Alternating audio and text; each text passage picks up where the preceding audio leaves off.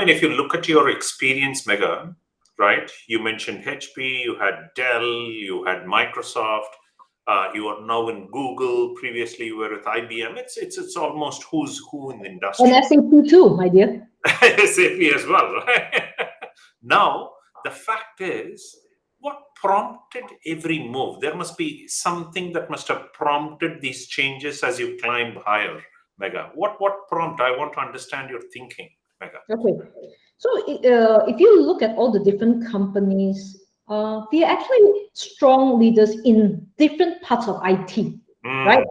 You'll see the hardware play, right? Then you'll see with even in hardware, then you have the consumer market, then you have the enterprise market.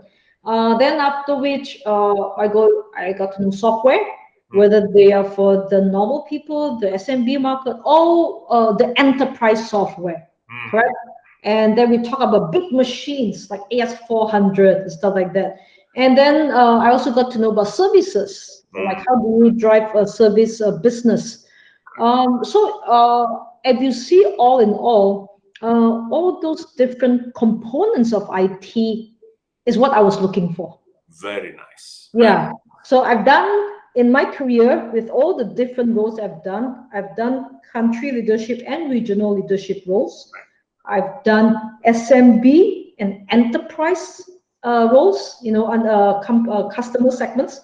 Of course, with public sector as well. And I also have done different types of products and services, whether they are hardware, software, services, and cloud, right? So I would say it's all the things that I wanted to do. So step by step, I completely accumulated all those in knowledge.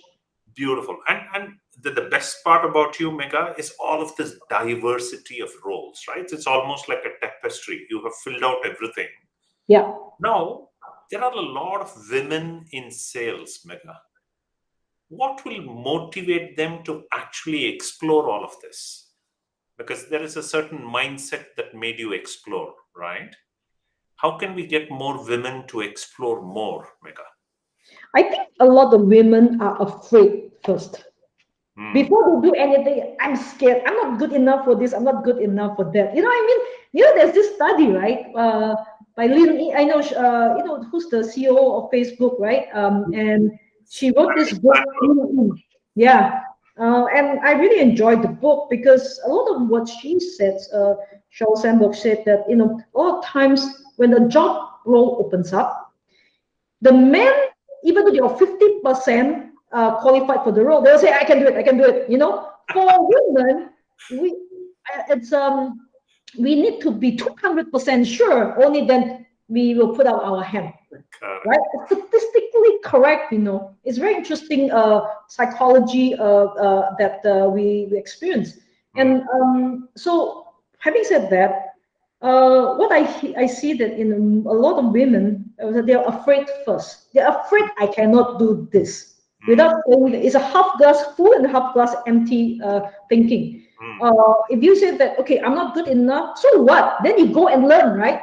And try to master that. So when I came into IT, first of all, I really like technology. So the first passion is I love technology. I love the push to learn new things. I get bored easily. So in IT, if you don't learn something in 1 month or 3 months, you're stagnant and you're behind times already, right?